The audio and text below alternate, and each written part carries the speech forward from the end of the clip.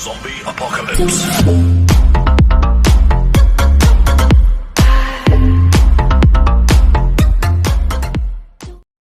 Angelina Sondak atau yang akrab disapa Angie sudah merasakan udara bebas setelah menjalani hukuman penjara selama 10 tahun sejak awal Maret 2022. Hal tersebut berkat adanya program-program cuti menjelang bebas CMB yang didapatkannya. Keluar dari penjara, ia pun langsung mendapatkan banyak undangan untuk tampil di hadapan publik. Salah satunya Maya Estianty pada Senin 11 April 2022. Selain menceritakan kisah pilunya dalam menghadapi sang putra yang ditinggalkannya masuk penjara selama 10 tahun, ia juga menceritakan sebuah kisah inspiratif. Kisah tersebut adalah perjalanannya menghafalkan Al-Quran sebanyak 15 juz selama di penjara. Cerita ini langsung mengalir begitu Maya menanyakan pada Angie, sekarang aku ada di era ketika tiba-tiba aku visit sister, tiba-tiba pakai jilbab. Terus tiba-tiba di era yang sister aku udah khatam loh. Tutur Maya Estianty yang juga menirukan ucapan Angie ketika mengaku sudah khatam Al-Quran. Wih, aku sampai yang Masya Allah, malu aku sebagai orang Islam. Yang aku lahir sudah Islam gitu loh. Lanjut Maya sambil tersenyum. Angie pun tak menampik bahwa awalnya ia memiliki niat menghafal Al-Quran karena komunikasi dengan dunia luar yang terbatas. Sehingga sajadah dan Al-Quran pun menjadi teman setia. Kan komunikasiku terbatas, aku berharap aku bisa telepon elu, tapi kan gak mungkin juga aku ganggu kehidupan orang lain.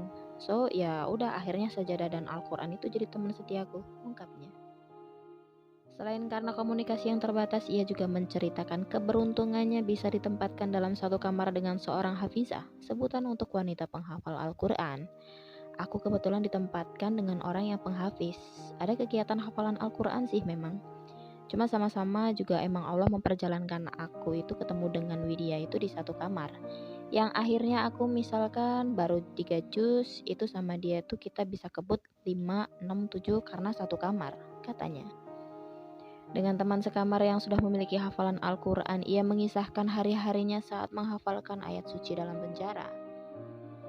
Dari sholat subuh pasti kita hajar nggak tidur-tidur sampai sholat duha, lanjutnya. Nah, sholat duha itu biasanya 4-6 rakaat ya kan. Dari sholat subuh ke duha itu kan ada sekitar 2 jam. Nah, kalau kita hafal 1 juz nggak dapat. Paling kita hafal 6 lembar, ujar Angie.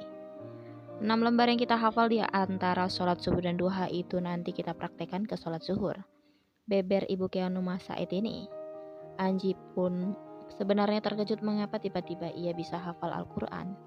Ia lalu memuji teman sekamarnya yang bernama Widya, yang selalu mengimaminya dan sangat fasih dalam membaca Al-Quran. Pokoknya gue gak tahu kalau tiba-tiba bisa hafal 1 juz ya. Apa karena si Widya ini setiap hari juga dia ngimamin aku. Hafalannya kan lancar. Dan dia tajwidnya oke. Makhrajnya dapet, tartil lah pokoknya. Jadi kedepannya aku juga mengalir, kata Angie. Angie juga menuturkan bahwa kunci bisa menghafal Al-Quran adalah saling menyimak. Rumusnya sih sebenarnya satu aja. Yang penting setelah gue hafal, gue mau menghafalkan orang lain. Jadi gue nyimak juga, pungkasnya.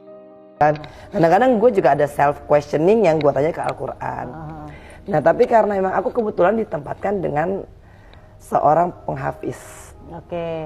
Nah ada kegiatan hafalan Al-Quran sih memang. Cuman sama-sama juga emang Allah memperjalankan aku itu ketemu dengan Widya di satu kamar.